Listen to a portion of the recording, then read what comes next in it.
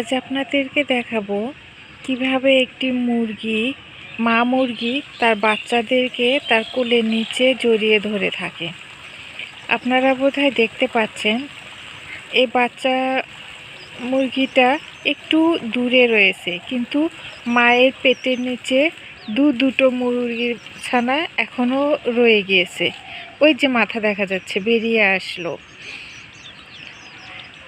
বিশেষ করে যখন বৃষ্টি আসে, বৃষ্টির সময় আর যখন তাদের রেস্ট নেবার দরকার হয়, তখন বাচ্চাগুলো মার পাখার নিচে পেটের সাথে গিয়ে লেগে থাকে।